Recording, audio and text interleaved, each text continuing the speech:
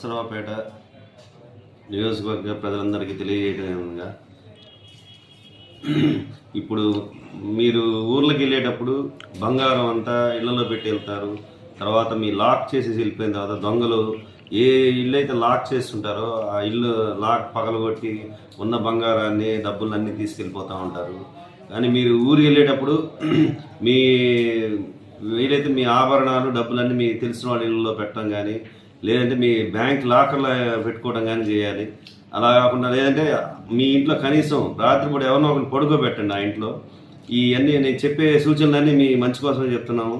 ఈ దొంగతనాన్ని ఎలా అరికట్టాలనేది మా వంతు సాయంగా మేము చెప్తాము. దాన్ని మీరు పాటించాలి. ప్రజలు కూడా దానిలో భాగంగా కొన్ని విషయాలు చెప్తాను, అది మీరు తప్పనిసరిగా పాటించాలి.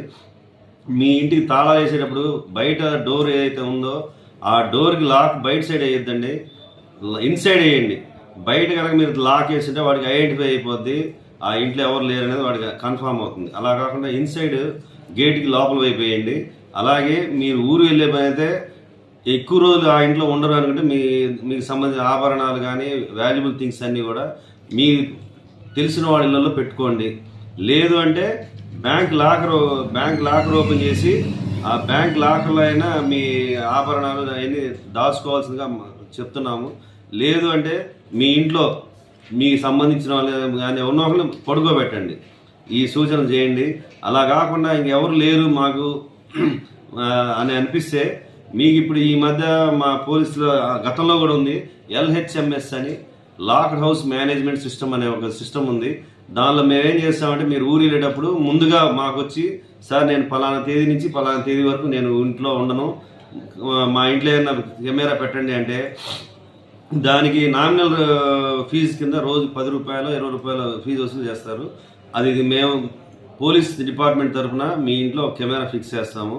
మీరు కాకుండా మీ ఇంట్లో ఎవరు వచ్చినా కానీ అక్కడి నుంచి మాకు ఇక్కడ అలర్ట్ మెసేజ్ వస్తుంది, అలారం మోగుతుంది. మోగంగానే మేము ఇమీడియట్గా పోలీసు అంటే మీకు ముందే చెప్పుంటాం కాబట్టి మీ ఇల్లు ఎక్కడ అనేది మా నాలెడ్జ్లో ఉంటుంది, మా సర్విలెన్స్లో ఉంటుంది. మీరు ఎవడైనా దొంగ అనేవాడు మీ ఇంటికి కనుక వచ్చి డోర్ ఓపెన్ చేశాడంటే అలర్ట్ మాకు వస్తుంది. ఇమీడియట్గా మేము వచ్చి అది రెక్టిఫై చేస్తాము. అంత చెప్తా. ఈ LHMS ద్వారా గతంలో కూడా చాలా కేసులు పట్టుకోవడం జరిగింది పోలీసు వాళ్ళు.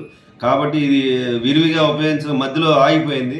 కాబట్టి మళ్ళీ దాన్ని మీరు ఉపయోగించుకొని మీ ఆభరణాలు కానీ మీ వాల్యుబుల్ థింగ్స్ వాటికి కానీ పోలీసు వాళ్ళు రక్షణ కల్పిస్తారు. అలాగే ఈ మధ్య ఎక్కువగా వినపడుతుంది ఏంటంటే సైబర్ నేరాలు ఏంటంటే ఈ ఆన్లైన్లో మీకు చెప్తా ఉంటారు, మీకు లోన్ శాంక్షన్ అయింది, మీ ఆధార్ డీటెయిల్స్ ఇవ్వండి, మీ బ్యాంక్ డీటెయిల్స్ ఇవ్వండి అని చెప్పి OTP చెప్పండి, ఇవన్నీ అడుగుతూ ఉంటారు. ఒక్కోసారి మనం జనరల్గా రొటీన్లో ప్రతి ఒక్క మనిషికి బిజీగా ఉంటారు లైఫ్లో. సరే ఏంది OTP అడుగుతున్నారు, బ్యాంక్ నుంచి నన్ను అడుగుతున్నారు ఏందని చెప్పి ఆలోచించకుండా కూడా చదువుకున్న వాళ్ళు కూడా ఇచ్చేస్తున్నారు. దానివల్ల ఏమవుతుందంటే బ్యాంక్లో నీ అకౌంట్లో ఉన్న డబ్బులన్నీ ఇమీడియట్గా వాళ్ళు తీసేస్తుంటారు. దీని మీద మీరు ఇమీడియట్గా ఏంటంటే మీకు అట్లా అనిపించిందంటే వెంటనే ఆన్లైన్లో సైబర్ నేరాల గురించి ఒక ప్రత్యేకమైన ఒక వింగ్ ఉంది, 1930. ఆ నెంబర్కి మీరు కనుక ఫోన్ చేసి మీ కంప్లైంట్ రైజ్ చేస్తే మీ దగ్గర నుంచి ఎవరైతే డబ్బులు తీసుకుంటారో వాళ్ళ అకౌంట్లు వెంటనే హ్యాక్ చేయబడుతుంది, నిలిపివేయబడతాయి. వాళ్ళు అందులోంచి డబ్బులు తీయడానికి వీలు లేకుండా ప్రస్తుతానికి హోల్డ్లో పెడతారు డబ్బులన్నీ.